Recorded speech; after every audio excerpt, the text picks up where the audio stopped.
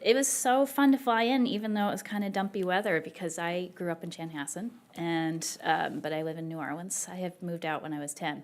So I haven't seen anything that's happened to Prince's lair, or back in my day, it was like his purple house was in the middle of a cornfield. It was just so odd in Chanhassen. But anyway, lovely to be back here. So like Jenny said in her nice setup, I'm going to get more into the nitty-gritty of the design choices. And so today I'm just going to explain what we did in a 2012 study of 11 different inclusionary zoning programs. I'm first going to summarize for you the outcomes, like look across these 11 programs, what did we find? But then I'm going to spend most of my time talking about 4 categories of design choices for you to consider. Okay, so just so that you know where this is coming from, I'm drawing on this report that we did, published in 2012. It's available for free. It's on rand.org. If you type in inclusionary in the search box, you will find it. I wrote this with Lisa Ikola, Kristen Leuschner, and Aaron Kaufner. Okay, so here's the 11 programs that I mentioned. And we called each of these programs up and requested as much program documentation as they had, including their address list, and did some interviews to write up their profiles of each of these programs. We selected these intentionally for geographic diversity and also to capture some relatively new programs as well as some of the oldest programs. So what you can see here is they're ranging in size from a small of 54 units produced. This is cumulative. This is not annual like Jenny's numbers. So a small program like Davidson in Denver was as yet still small, up to the very largest and oldest program, Montgomery County. And really, all of these programs had 2 goals: produce affordable housing and do it in an economically integrative manner. So really, we had a pretty simple set of research questions. Did these programs check out on those 2 dimensions? So looking across the 11 programs, aggregating all 15,000 IZ addresses together, which we geocoded to connect to census data and to school data, it pretty much checked out. Yes, these programs tended to serve low-income people. The programs mostly capped eligibility at 80% of the area median income. That's AMI, and you'll see it on several slides, which is HUD's definition for a low-income household. However, some reserved some of the IZ homes for households up to 100 or 120% AMI. By and large, IZ was serving owners rather than renters. Almost 80% of the 15,000 homes were for sale, with sale prices ranging from 61% at a low, I think that was in Burlington, Vermont, actually all the way up to 100% of market value in Santa Fe, where Santa Fe sells, or at least did as of 2012. Santa Fe sold the IZ homes at market price, but then provided subordinate financing to the IZ purchasers. I'm on item bullet 3 here. Check, yes, the IZ homes tended to be dispersed rather than clustered within sub-neighborhoods of jurisdictions. This would be, the reason to even wonder about this would be, where does market rate development occur? And that can cause IZ homes to cluster in just certain sections, or where there's off-site provisions, where a developer can choose to develop IZ off-site rather than on-site. That could lead to the clustering of IZ homes in just certain small areas. So yes, dispersed, located in about 1 out of every 5 census tracts, 1 out of every 4 elementary schools per residential assignment. And then 4th, check, IZ homes tended to be in low poverty neighborhoods, average of 7% of households in the census block groups where IZ homes were located were living in poverty.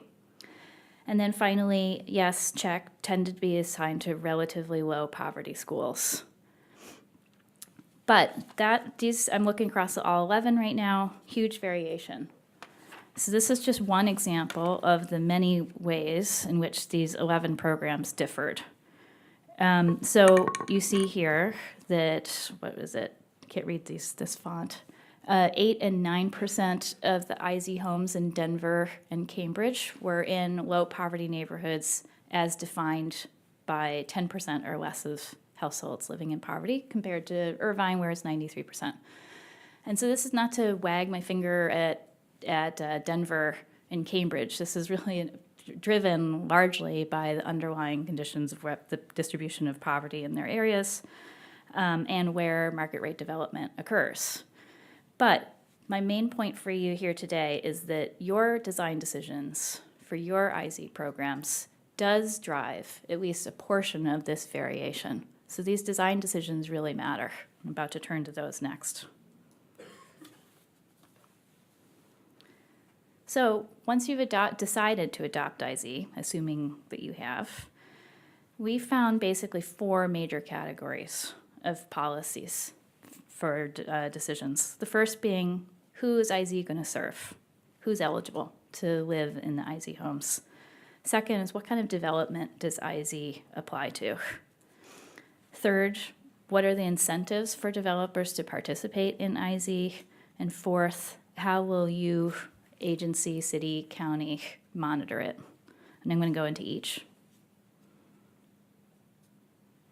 I should mention, by the way, I will get into some details, but even so, I'm going to be skimming. If you really want the nitty-gritty, we have a 4-page profile on each of the 11 programs in the appendix of that report I told you about. Okay, so first category, eligibility. So this is the question of who can live in the IZ homes. And really, to answer this, you need to figure out who you're trying to serve and what problem you're trying to address. And it really depends on your local housing market conditions. So just for example, to give you some flavors of what these different IZ programs we're considering. Some we're thinking about trying to solve for teachers, firefighters, other public sector employees being priced out. And so they wanted an IZ program that could retain public sector employees. Some were primarily concerned with a severe lack of affordable rental housing. And so they were primarily thinking about how to generate affordable rental housing out of their IZ program that would be affordable at the lowest income tiers. In other places, it may be a suburb where the housing tenure is primarily for sale, and their main concern was thinking about first-time home buyers who were being priced out of their jurisdiction. They were trying to retain that portion of the market. So the problem that you're trying to solve is going to influence your eligibility criteria. Some, not all, set an income floor. All of 11 programs set income ceilings, as you would imagine. Typically, those income ceilings were lower for IZ rentals than for IZ for sale. And you can see in this, sorry for all this text, I hate when slides have tons of text, and here I did it. But the wide variation going from a high of 30% AMI that was for some IZ rentals all the way up to 120% AMI, and at every point in between.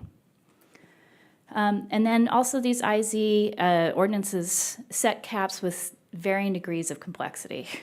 Like the simplest was just, hey, if you household are buying an IZ home, you're renting an IZ home, whatever the income cap is, say 80% AMI.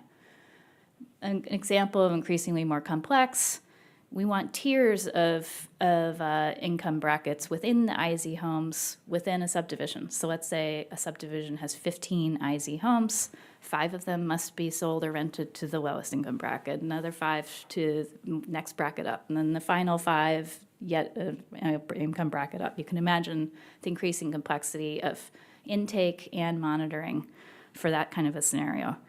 Yet another stripe of complexity, I think this is Irvine allowing developers the choice of either renting a smaller proportion of homes as IZ if they hit a lower income bracket, or they could choose to have more IZ homes in their subdivision, but targeted at a slightly higher income bracket.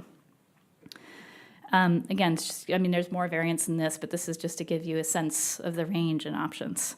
And then finally, there were some non-income-based criteria like only first-time home buyers qualifying, home buyer training being required, or eligibility for people working in certain types of jobs. Here's another text-heavy slide. Sorry, guys. Okay, so then there's a set of choices about what kind of development that IZ applies to. The first question being, is your ordinance voluntary or mandatory?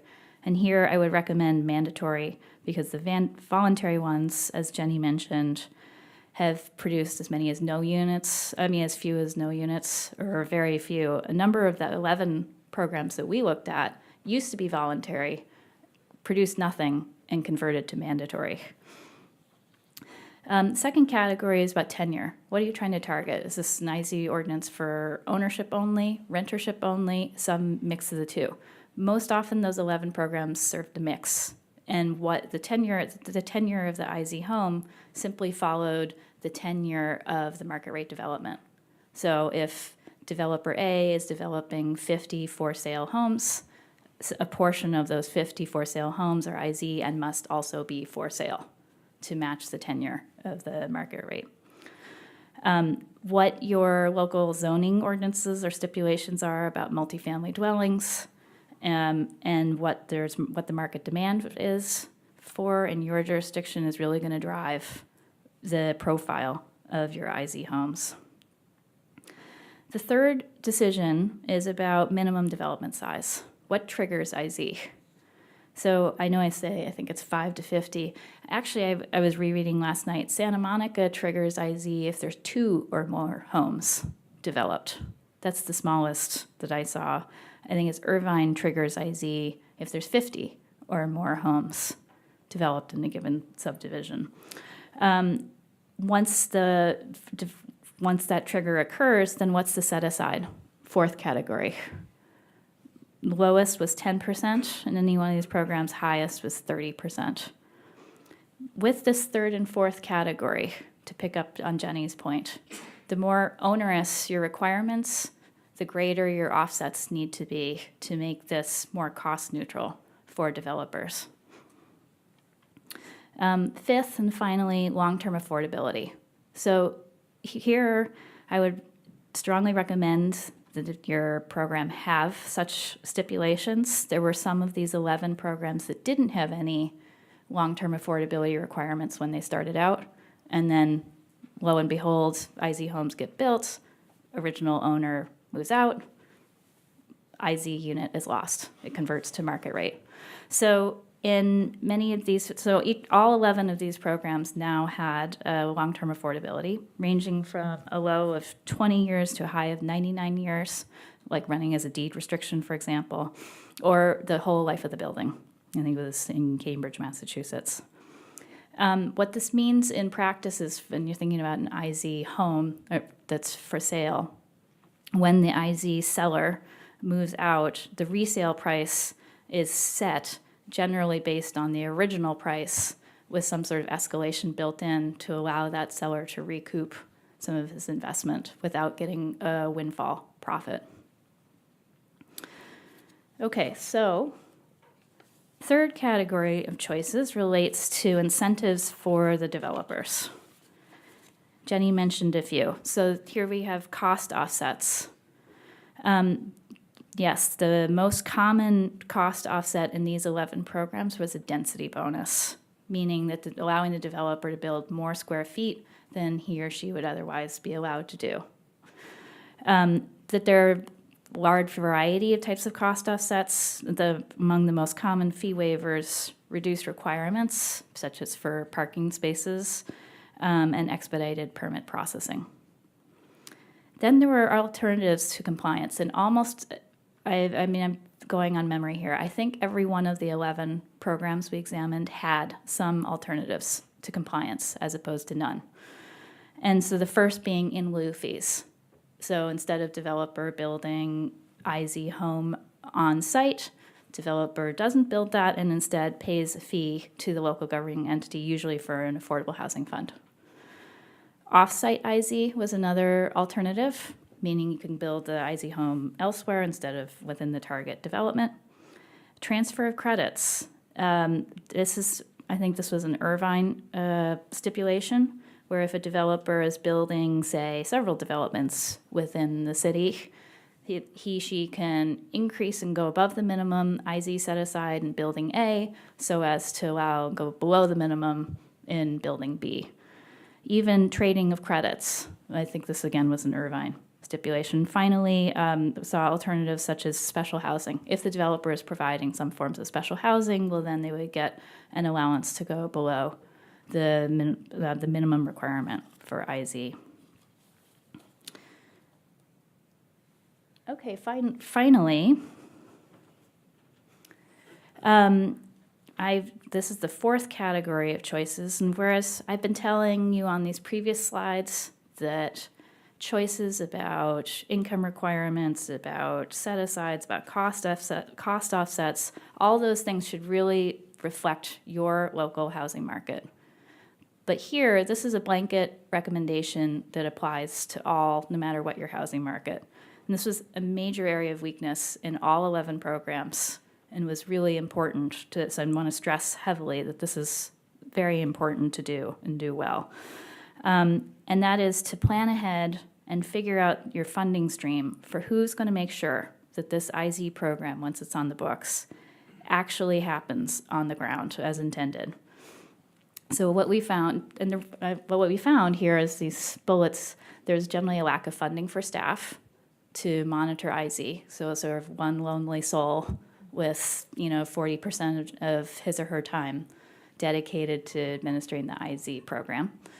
And an unclear administrative structure that was pretty diffuse, because oftentimes it's property managers who are complying with the IZ stipulations, using forms that are all over the place. Excel file over here, access database over there, different fields, inconsistent reporting, not necessarily submitted each year on X date as planned, and then a lot of hassling and nagging and going back and forth with this one poor lonely soul that I'm harping on. And so it just means that you're not getting good data that you can aggregate in good ways. And so we too, like Jenny, we found in talking to these 11 programs that they often didn't really know what they had. And so why does that matter? It's not just for researchers, way up at the top. If you can't say how many of your homes are built, IZ homes are built, when, of what stripe, who's living in it, and what's the demographics, it's hard to say to your elected officials, this is working or this isn't working, or as an administrator to know what you need to fix.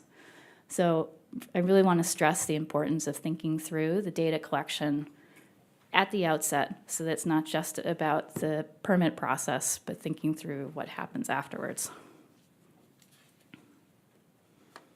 Okay, and with that, I'll just summarize to say that the specifics of the design, like income caps, cost offsets, et cetera, they need to reflect your local jurisdiction. But I generally recommend that when you're making your choices, the simplest, the most flexible IZ design that you can design that would meet your needs, I would recommend doing so, keeping it simple, and putting those energy and resources into thinking through this implementation of the IZ program year in, year out after the ordinance is adopted. Thanks.